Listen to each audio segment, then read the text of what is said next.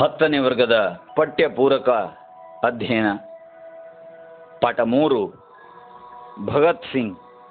ಲೇಖಕರು doctor G Ramakrishna. Bharat ಸ್ವತಂತ್ರಗೊಂಡು ಸ್ವಾತಂತ್ರ್ಯದ ಸವಿಯನ್ನು ನಾವಿಂದು ಅನುಭವಿಸುತ್ತಿದ್ದೇವೆ. ಆದರೆ ಆ ಸ್ವಾತಂತ್ರ್ಯಕ್ಕೋಸ್ಕರ ಹೋರಾಡಿ ಮಡಿದವರು ಅಸಂಖ್ಯಾತ ದೇಶಭಕ್ತರು. ಸ್ವಾತಂತ್ರ್ಯ ತ್ಯಾಗ ಬಲಿದಾನದ ಫಲ. ವೀರ ಸ್ವಾತಂತ್ರ್ಯ ಯೋಧರ ಬಲಿದಾನವನ್ನು ಸ್ಮರಿಸುವುದು ಭಾರತೀಯರೆಲ್ಲರ ಜವಾಬ್ದಾರಿ. ಗದ್ಯ ನಿರೂಪಣೆ ನಾರಾಯಣ್ ಭಾಗವತ್, ಕನ್ನಡ ಭಾಷಾ ಶಿಕ್ಷಕರು, ಶ್ರೀ ಮಾರಿಕಾಂಬಾ ಸರ್ಕಾರಿ ಪ್ರೌಢಶಾಲೆ, ಶಿರ್ಸಿ ಶೈಕ್ಷಣಿಕ ಜಿಲ್ಲೆ. ಕೇಳಿ. ಭಗತ್ ಸಿಂಗ್.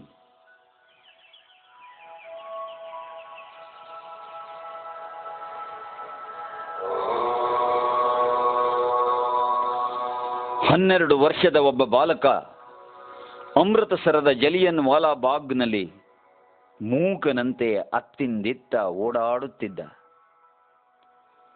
ಶಾಲೆಗೆ ಹೋಗಬೇಕಾಗಿದ್ದ ಆ ಬಾಲಕ ಅಂದು ತನ್ನ ಹಳ್ಳಿಯಿಂದ ರೈಲಿನಲ್ಲಿ ಅಮೃತಸರದಲ್ಲಿ ಬಂದಿಳಿದಿದ್ದ. ಒಂದೆರಡು ಪುಸ್ತಕಗಳು ಹಾಗೂ ಒಂದು ಪುಟ್ಟ ಡಬ್ಬಿ ಇದ್ದ ಕೈಚೀಲ ಅವನ ಬಳಿಯೇ ಇತ್ತು. ತುಸು ಹೊತ್ತಿನ ನಂತರ ಹುಡುಗ ಜಲಿಯನ್ ವಾಲಾ ಬಾಗ್ನಲ್ಲಿ ಒಂದೆಡೆ ಅಂತರ್ಮುಖಿಯಾಗಿ ಬಹುಕಾಲ ನಿಂತ.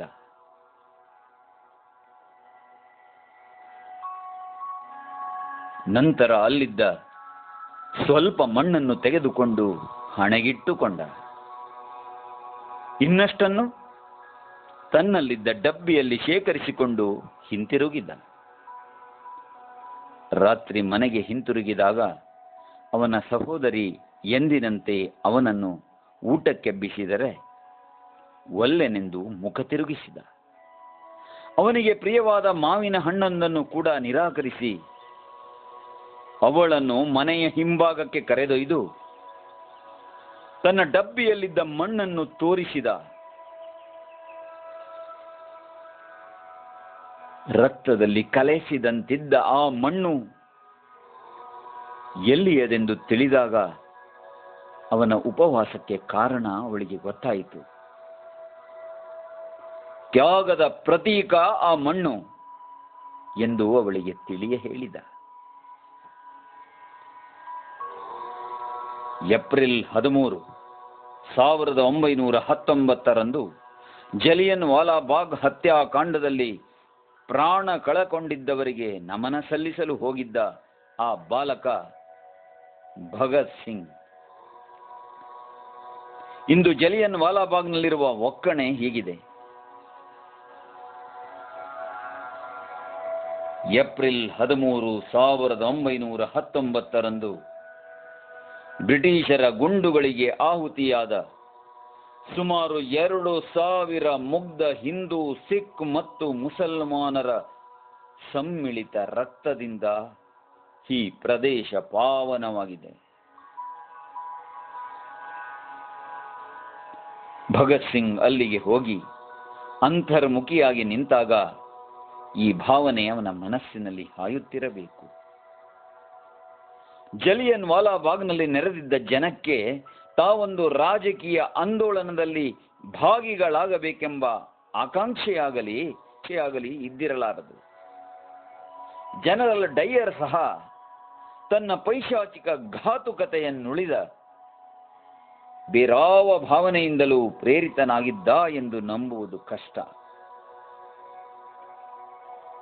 ಕ್ರೂರ ಮಾರ್ಗದಿಂದ ಭಾರತೀಯರನ್ನು ಬಗ್ಗು ಬಡಿಯಬಹುದೆಂದು ಅವನ ಎಣಿಕೆ.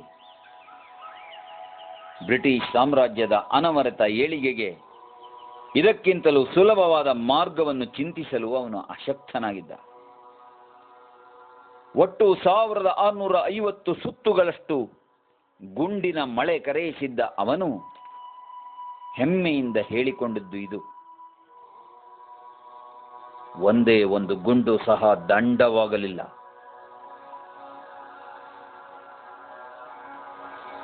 ಅಂದು ಪ್ರಾಣ ಕಳೆದುಕೊಂಡವರ ಸಂಖ್ಯೆ ಇದನ್ನು ಖಚಿತಗೊಳಿಸಿತ್ತು. ಜಲಿಯನ್ ವಾಲಾ ಬಾಗಿನ ರಕ್ತ ಸಿಕ್ತವಾಗಿದ್ದ ಮಣ್ಣನ್ನು ನಿಧಿಯಂತೆ ಕಾಪಾಡಿಕೊಂಡು ಬಂದಿದ್ದ ಬಾಲಕ ಭಗತ್ ಸಿಂಗ್ ಮುಂದೆ ತನ್ನ ಕ್ರಾಂತಿಕಾರಿ ಗುಂಪಿನ ಸಹಾಯದಿಂದ ಬ್ರಿಟಿಷ್ ಸರ್ಕಾರದ ವಿರುದ್ಧ ತನ್ನ ಸೇಡನ್ನು ತೀರಿಸಿಕೊಳ್ಳುತ್ತಾನೆ. ಇದರ ಫಲವಾಗಿ ಮರಣದಂಡನೆಗೆ ಈಡಾಗಿ ತನ್ನ ಸಹಚರರಾದ ಸುಖದೇವ್, ರಾಜ್ಗುರು, ಬಟುಕೇಶ್ವರ್ ದತ್ತರೊಂದಿಗೆ ಹಸನ್ಮುಖಿಯಾಗಿ ತಾಯಿ ಭಾರತಾಂಬೆಯ ಸ್ವಾತಂತ್ರ್ಯದ ಹಣತೆಗೆ ತೈಲವೆಂಬಂತೆ ವೀರ ಯೋಧನಾಗಿ ಅಮರನಾದನು. ಇಂಕ್ವಿಲಾಬ್ ಜಿಂದಾಬಾದ್.